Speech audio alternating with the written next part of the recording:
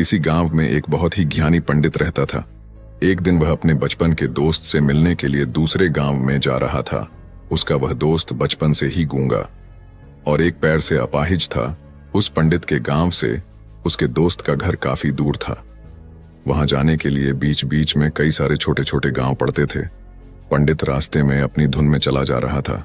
चलते चलते उसकी मुलाकात एक व्यक्ति से होती है। रास्ते में उसे एक आदमी मिलता है जो ऐसा लगता था कि वह किसी का इंतजार कर रहा था और वह भी पंडित के साथ चलने लगता है। उस आदमी को देखकर पंडित बहुत खुश हो जाता है। उसने सोचा, चलो अच्छा हुआ, साथ साथ चलने से उसका सफर आसानी से कट जाएगा। बात की शुरुआत करने के लिए उस पंडित ने उस व्यक्ति से उसका नाम पूछा तो उसने अपना नाम धर्मराज बताया। पंडित को यह नाम कुछ अजीब सा लगता है, लेकिन उसने नाम के विषय में कुछ और पूछना उचित नहीं समझा। दोनों धीरे धीरे साथ में चल रहे थे। तभी रास्ते में एक गांव आता है। गांव का प्रवेश द्वार आते ही धर्मराज ने पंडित से कहा, तुम आगे चलो, मुझे इस गांव में एक काम है, मैं तुमसे आगे मिलता हूं। पंडित ने कहा, ठीक है। वह आगे रास्ते में चल देता है। कुछ देर बाद उस गांव में खबर फैली कि एक व्यक्ति को सांड ने अपनी सींग में फंसाकर मार दिया है। जैसे ही सांड ने उस व्यक्ति को मारा, ठीक कुछ ही देर में धर्मराज पंडित के पास आ गया और फिर दोनों चलना शुरू कर देते हैं और चलते चलते एक दूसरे गांव के द्वार पर पहुंच जाते हैं। उस गांव के बाहर एक बड़ा और विशाल मंदिर बना हुआ था। वहां पर आराम करने की सुविधा काफी बढ़िया लग रही थी। पंडित के दोस्त का घर अभी वहां से बहुत दूर था और रात भी होने वाली थी। तो पंडित ने धर्मराज से कहा, रात होने वाली है, पूरे दिन चलते चलते थक भी चुके हैं और भूख भी लग रही है, तो यहाँ पर भोजन करके यहीं पर हम विश्राम कर लेते हैं, फिर सुबह के समय आराम से आगे की यात्रा जारी करेंगे। धर्मराज ने कहा, ठीक है, मुझे इस गांव में किसी को कुछ जरूरी सामान देने जाना है, तुम भोजन करके आराम करो, मैं बाद में आकर भोजन कर लूंगा। इतना कहकर वह वहां से चला जाता है। लेकिन उसके जाने के कुछ समय बाद, कुछ ही देर बाद धुआं उठता हुआ दिखाई देता है और देखते ही देखते पूरे गांव में आग लग जाती है। पंडित ने हैरानी से सोचा कि यह धर्मराज जहां भी जाता है वहां कोई ना कोई अनहोनी जरूर हो जाती है, कुछ तो गड़बड़ है इस व्यक्ति में।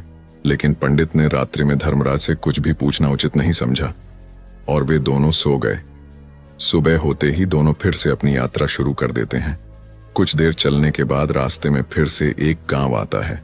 धर्मराज ने फिर पंडित से कहा, आप आगे चलिए, मुझे इस गांव में अपने मित्र से मिलने जाना है, मैं अपने दोस्त से मिलने के बाद आगे रास्ते में मिलूंगा। यह कहकर धर्मराज वहां से चला गया। लेकिन पंडित इस बार आगे नहीं गया। वहीं खड़ा होकर धर्मराज को देखता रहा कि वह कहां जा रहा है और क्या करता है। तभी थोड़ी देर बाद लोगों की आवाज सुनाई देने लगी कि एक व्यक्ति को सांप ने काट लिया है और उसकी मृत्यु हो गई है। ठीक उसी समय धर्मराज फिर पंडित के पास पहुंच गया। लेकिन इस बार पंडित से रहा नहीं गया और उसने धर्मराज से पूछ ही लिया कि तुम जिस भी गांव में जाते हो वहां कोई ना कोई अनहोनी जरूर हो जाती है, क्या तुम मुझे बता सकते हो यह ऐसा क्यों हो रहा है?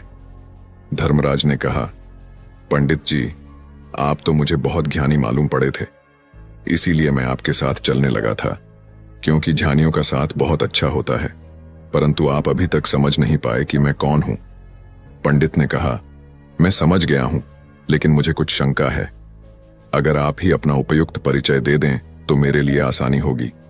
तब धर्मराज ने जवाब दिया कि मैं यमदूत हूं और यमराज की आज्ञा से उन लोगों के प्राण हरण करता हूं जिनकी उम्र पूरी हो चुकी है। हालांकि पंडित को पहले से ही इस बात की आशंका थी, फिर भी धर्मराज के मुंह से यह बातें सुनकर वह घबरा गया। लेकिन वह हिम्मत करके पूछता है कि अगर तुम सच में यमदूत हो तो मुझे बताओ, अगली मृत्यु किसकी है? धर्मराज ने जवाब दिया, अगली मृत्यु तुम्हारे उसी मित्र की है जिससे तुम मिलने जा रहे हो, और उसकी मृत्यु का कारण भी तुम ही बनोगे। ये बात सुनकर पंडित सहम गया और सोच में पड़ गया कि अगर सच में यह धर्मराज यमदूत हुआ तो उसकी बात भी सच होगी और उसके कारण मेरे बचपन के सबसे अच्छे मित्र की मृत्यु हो जाएगी। तो सबसे अच्छा तो यही होगा कि मैं अपने मित्र से मिलने ही ना जाऊं, कम से कम मैं उसकी मृत्यु का कारण तो नहीं बनूंगा। धर्मराज ने मुस्कुराते हुए कहा, तुम जो सोच रहे हो वो सब मुझे पता है, मगर तुम्हारे अपने मित्र से मिलने ना जाने से नियति नहीं बदल जाएगी। तुम्हारे मित्र की मृत्यु तो निश्चित है और वह अगले कुछ ही पलों में घटित होने वाली है। महाकाल के मुंह से ऐसी बातें सुनकर पंडित को झटका लगा। क्योंकि महाकाल ने पंडित के मन की बातें पढ़ ली थीं, जो कि एक सामान्य व्यक्ति के लिए संभव नहीं है। अब पंडित को विश्वास हो गया कि यह धर्मराज सचमुच में यमदूत ही है। जब पंडित को यह पूर्ण विश्वास हो गया कि धर्मराज जी यमदूत हैं तो वह घबरा गया। वह अपने मित्र की मृत्यु का कारण नहीं बनना चाहता था, इसलिए वह पलटकर अपने गांव की तरफ वापस जाने लगा। लेकिन जैसे ही पंडित वापस जाने के लिए मुड़ा, उसने देखा कि उसका मित्र तेजी से उसकी तरफ चला आ रहा है, जो कि पंडित को देखकर अत्यंत प्रसन्न दिखाई पड़ रहा था। अपने मित्र के आने की गति को देखकर पंडित को ऐसा लगा कि जैसे उसका मित्र काफी देर से उसका ही पीछा कर रहा है, लेकिन वह बचपन से ही गूंगा था और एक पैर से लंगड़ा भी था। इसीलिए ना तो वह पंडित को आवाज देकर रोक पाया था और ना ही उस तक पहुंच पा रहा था। लेकिन जैसे ही वह पंडित के पास पहुंचा, अचानक ही जमीन पर गिर पड़ी और तुरंत ही उसकी मृत्यु हो गई। पंडित हक्का बक्का होकर धर्मराज की ओर देखने लगा, जैसे कि वह पूछना चाह रहा हो कि आखिर क्या हुआ। धर्मराज पंडित के मन में उठ रहे प्रश्नों को समझ गया और बोला, तुम्हारे मित्र ने पिछले गांव में ही तुम्हें देख लिया था और वे वहीं से ही तुम्हारा पीछा कर रहा था, लेकिन गूंगा और लंगड़ा होने की वजह से वह तुम तक नहीं पहुंच पाया। उसने अपनी पूरी ताकत लगाकर तुम तक पहुंचने का प्रयास किया, लेकिन बुढ़ापे में बचपन जैसी ताकत नहीं होती, इसलिए दिल का दौरा होने के कारण उसकी मृत्यु हो गई, क्योंकि वह तुमसे मिलने के लिए अपनी सीमाओं को तोड़कर तुम्हारे पीछे भाग रहा था। इसलिए अपने मित्र की मृत्यु का कारण भी तुम ही कहलाओगे। अब पंडित को पूर्णतः यह विश्वास हो गया था कि धर्मराज एक यमदूत है और उसका कार्य जीवों के प्राण हरना है। लेकिन पंडित एक ज्ञानी व्यक्ति था। वह यह भी जानता था कि मृत्यु पर किसी का वश नहीं है, सबको एक ना एक दिन मरना ही है। यही सोचकर उसने अपने आप को संभाल लिया। लेकिन अचानक ही पंडित के मन में अपनी मृत्यु के बारे में जानने की इच्छा हुई, इसलिए उसने धर्मराज से पूछा कि जब मृत्यु मेरे दोस्त की होनी थी तो तुम शुरू से ही मेरे साथ क्यों चल रहे थे। यह प्रश्न सुनकर धर्मराज जोर से हंसा और बोला, मैं तो हर पल हर क्षण सभी के साथ चलता हूं, किंतु लोग पहचान नहीं पाते, क्योंकि लोगों के पास अपनी समस्याओं के अलावा किसी और व्यक्ति, वस्तु या घटना के बारे में सोचने समझने या उसे देखने का समय ही नहीं होता। पंडित ने कहा, तो क्या तुम यह बता सकते हो कि मेरी मृत्यु कब, कहां और कैसे होगी। महाकाल ने कहा, हालांकि किसी भी सामान्य जीव के लिए अपनी मृत्यु के बारे में जानना ठीक नहीं है, क्योंकि कोई भी जीव हो या जानकर, वह अपनी मृत्यु के बारे में जानकर बहुत दुखी हो जाता है। हालांकि तुम जानी व्यक्ति मालूम पड़ते हो और तुमने जिस तरीके से अपने मित्र की मृत्यु को सहन कर लिया है, उसे देखकर लगता है कि तुम अपनी मृत्यु के बारे में जानकर भी दुखी नहीं होंगे। महाकाल ने कहा, तो सुनो, तुम्हारी मृत्यु आज से ठीक 6 महीने बाद आज ही के दिन किसी दूसरे राज्य में फांसी लगने से होगी। और सबसे हैरानी की बात तो ये होगी कि तुम स्वयं ही खुशी से उस फांसी को स्वीकार कर लोगे। इतना कहकर धर्मराज वहां से चला गया, क्योंकि अब धर्मराज के पास पंडित के साथ चलते रहने का कोई कारण न था। इसके बाद पंडित ने अपने मित्र के शरीर का अंतिम संस्कार किया और यथाशक्ति उसके क्रियाकर्म करके अपने गांव वापस आ गया। लेकिन कोई व्यक्ति कितना भी ज्ञानी क्यों ना हो, अपनी मृत्यु के बारे में जानकर दुखी तो होता ही है और मृत्यु से बचने का कोई ना कोई उपाय भी खोजता है। तो पंडित ने भी वही किया। क्योंकि पंडित विद्वान था, इसलिए उसकी पहचान उस राज्य के राजा तक थी। पंडित ने सोचा कि राजा के पास तो कई सारे ज्ञानी मंत्री हैं, वह मेरी मृत्यु से संबंधित समस्या का कोई ना कोई समाधान निकाल ही लेंगे। पंडित यही सब सोचता हुआ राज दरबार में पहुंच जाता है और राजा से सारी घटना के बारे में बताता है। राजा ने अपने मंत्रियों को सारी समस्या बताई और उनसे सलाह मांगी। अंत में सभी ने विचार विमर्श करके कहा, अगर पंडित की बात सही है तो उसकी मृत्यु भी 6 महीने बाद ही होगी, लेकिन मृत्यु तो तब होगी जब वह किसी दूसरे राज्य में जाएगा। यदि वह किसी दूसरे राज्य में जाए ही ना तो मृत्यु ही नहीं होगी। मंत्रियों की यह सलाह राजा को भी सही लगी। इसके बाद पंडित के रहने की सारी व्यवस्था महल में ही कर दी गई और राजा के आदेश के बिना उस पंडित से किसी को भी नहीं मिलने दिया जाता था। लेकिन पंडित कहीं भी आ जा सकता था, ताकि पंडित को यह न लगे कि वह राजा की कैद में है। परंतु पंडित डर के मारे स्वयं ही कहीं आता जाता नहीं था। धीरे धीरे महीने गुजरते गए और पंडित की मृत्यु का समय नजदीक आने लगा और अंततः वह भी दिन आ गया जिस दिन पंडित की मृत्यु होनी थी। तो जिस दिन पंडित की मृत्यु होनी थी उसकी एक रात पहले पंडित डर के मारे जल्दी ही सो गया, ताकि जल्दी से वह रात बीत जाए और अगला दिन आ जाए, ताकि उसकी मृत्यु टल सके। यही सोचकर वह जल्दी सो जाता है। लेकिन पंडित को नींद में चलने की बीमारी थी और अपनी इस बीमारी के बारे में वह स्वयं ही नहीं जानता था। तो फिर राजा मंत्री या किसी वैद्य को इसके बारे में बताने का कोई प्रश्न ही नहीं उठता। पंडित अपनी मृत्यु को लेकर बहुत चिंतित था। वह पिछले कई दिनों से ठीक है, सो भी नहीं पा रहा था, और नींद में चलने की बीमारी भी तभी होती है जब व्यक्ति ठीक से सो नहीं पा रहा हो। तो उस रात भी पंडित को नींद में चलने का दौरा पड़ा। वह उठा और महल से निकलकर अस्तबल में गया। क्योंकि पंडित राजा का खास मेहमान था, इसलिए किसी भी पहरेदार ने उसे नहीं रोका और ना ही किसी तरह की कोई पूछताछ की। अस्तबल में पहुंचकर वह सबसे तेज चलने वाले घोड़े की पीठ पर सवार होकर नींद में ही अपने राज्य की सीमा से बाहर दूसरे पड़ोसी राज्य में चला गया। इतना ही नहीं, वह दूसरे राज्य के राजा के महल में पहुंच गया। उस महल के पहरेदार ने भी उसे नहीं रोका और ना ही कोई पूछताछ की। सभी लोग रात्रि का अंतिम प्रहार होने के कारण गहरी नींद में थे। वह पंडित सीधे राजा के सैन्य कक्ष में पहुंचा, जहां राजा और रानी सो रहे थे। वह पंडित वहीं जाकर सो गया। सुबह हुई तो राजा ने पंडित को रानी के बगल में सोया हुआ देखा तो राजा बहुत क्रोधित हो गया। राजा ने पंडित को कैद करने का आदेश दे दिया। पंडित गिरफ्तार हो गया। लेकिन पंडित तो भौंचक्का था। उसे तो कुछ समझ नहीं आ रहा था कि आखिर वह दूसरे राज्य में और राजा के सैन्य कक्ष में कैसे पहुंचा। लेकिन वहां उसकी यह सब सुनने वाला कोई नहीं था। अगली सुबह राजा ने पंडित को दरबार में पेश करने का आदेश दिया। कुछ देर बाद उस पंडित को दरबार में लाया गया।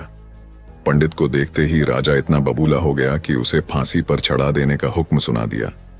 फांसी की सजा सुनकर पंडित कांप गया, लेकिन फिर भी थोड़ी सी हिम्मत जुटाकर राजा से बोला, महाराज, मैं नहीं जानता कि मैं राजमहल तक कैसे पहुंचा। मैं यह भी नहीं जानता हूं कि आपके सैन्य कक्ष तक मैं कैसे आया और आपके महल के किसी पहरेदार या सैनिक ने मुझे रोका क्यों नहीं। लेकिन मैं इतना जरूर जानता हूं कि आज मेरी मृत्यु होनी थी और वो होनी भी जा रही है। राजा को यह बात थोड़ी अजीब लगी। उसने पंडित से पूछा, तुम्हें कैसे पता कि आज तुम्हारी मृत्यु होनी है? राजा के इस प्रश्न के जवाब में पंडित ने पिछले 6 महीने का सारा वाक्य राजा को सुना दिया और बोला, महाराज, मेरा क्या किसी भी सामान्य व्यक्ति में इतना साहस नहीं कि वह राजा के सैन्य कक्ष में राजा की उपस्थिति में रानी के साथ सो जाए। राजा को पंडित की बात में थोड़ा तर्क दिखाई पड़ा, परंतु उसने सोचा कि यह मृत्यु से बचने के लिए धर्मराज और उसके द्वारा अपनी मृत्यु की भविष्यवाणी की कहानी बना रहा है। इसलिए राजा ने पंडित से कहा, यदि तुम्हारी बात सत्य है और आज यह तुम्हारी मृत्यु का दिन है जैसा कि यमदूत धर्मराज ने तुमसे कहा था, तो आज तुम्हारी मृत्यु का कारण मैं नहीं बनूंगा।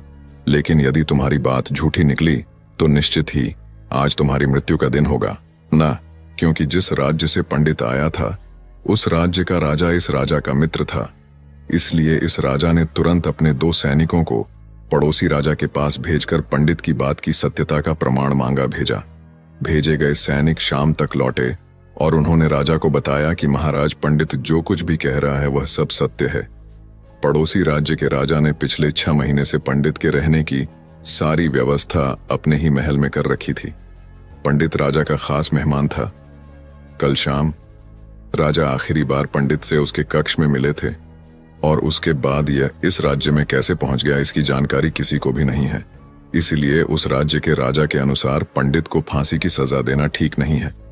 लेकिन राजा के सामने एक नई समस्या थी, क्योंकि उसने बिना पूरी बात जाने ही पंडित को फांसी की सजा सुना दी थी। इसलिए अगर पंडित को फांसी नहीं दी जाती तो राजा के वचन का अपमान हो जाएगा। लेकिन अगर राजा की बात का मान रखा जाए तो बेवजह ही एक निर्दोष व्यक्ति की मौत हो जाएगी। राजा ने अपने सभी मंत्रियों से इस बारे में सुझाव मांगा तो मंत्रियों ने राजा को सुझाव दिया कि महाराज, पंडित को एक कच्चे सूत के धागे से फांसी लगवा दी जाए। इससे आपके कथन का भी मान रह जाएगा और कच्चे सूत के धागे से पंडित को फांसी भी नहीं लगेगी और उसके प्राण भी बच जाएंगे। राजा को मंत्रियों का यह सुझाव पसंद आया और उसने ऐसा ही करने का आदेश दे दिया। पंडित के लिए कच्चे सूत के धागे से फांसी का फंदा बनाया गया और नियम के अनुसार पंडित को फांसी पर चढ़ाया जाने लगा। सभी लोग बहुत खुश थे कि ना तो पंडित मरेगा और ना ही राजा का वचन खाली जाएगा। पंडित को भी पूर्ण विश्वास था ये सूद के धागे से तो उसकी मृत्यु हो ही नहीं सकती।